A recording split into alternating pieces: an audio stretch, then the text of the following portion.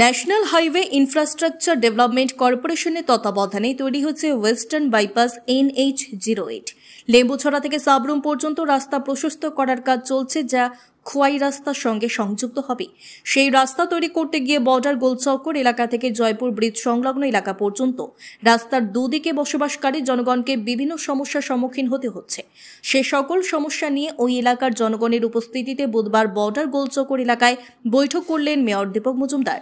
Mayor ছাড়াও আজকের এই বৈঠকে উপস্থিত ছিলেন পশ্চিম ত্রিপুরা জেলাশাসক ডক্টর বিশাল কুমার, কর্পোরেটর তুষার কান্তি ভট্টাচার্য, কর্পোরেটর মনোজ কান্তি দেবরায়, কর্পোরেটর নিতু গুহদে, রামনগর বিধানসভা কেন্দ্রের মণ্ডল সভাপতি অমিতাভ ভট্টাচার্য সহ অন্যান্যরা। রাস্তা প্রশস্ত করার উদ্দেশ্যে ইতিমধ্যেই সরকার জায়গার সংস্থান করে ফেলেছে।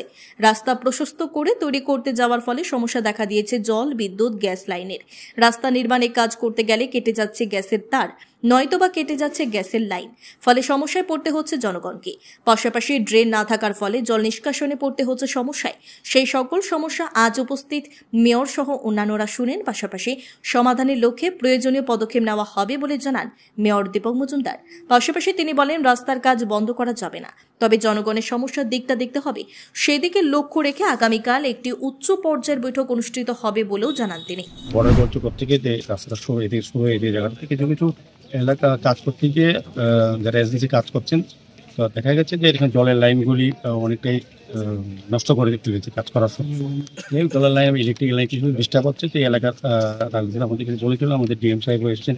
তো আমরা জানতে চেয়েছিলাম যে এখানে যখন সরকার যাদেরকে সরিয়ে দিয়েছে এখান থেকে, তাদের টাকা পয়সা তার ঠিক মতো পেয়েছে কিনা। তো কোনো কমপ্লেন নেই, প্রত্যেকেই গভর্নমেন্ট থেকে পেয়েছে। ডিএমও কিছু তারা খুশি, আশ্বস্ত, জেলা প্রশাসন বা মহকুমা প্রশাসনের উপর।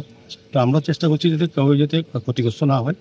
যেহেতু প্রজেক্ট হচ্ছে, বড় রাস্তা হচ্ছে, সাময়িকভাবে মানুষের কিছু কষ্ট ভোগ করতে হবে। আমি বলবো এলাকা যারা আছেন তাদেরকে সহযোগিতা করার জন্য। এটা বিশাল কাজ হবে, যখন এই এলাকার লোকে বেশি উপকৃত হবেন। তো আর বিশেষ করে এখানে আমাদের ডিএম সাহেব, কমিশন সাহেব, আমাদের আধিকারিক আছেন, আমাদের কর্পোরেটর আছেন, এমএসসি মেম্বাররা আছেন।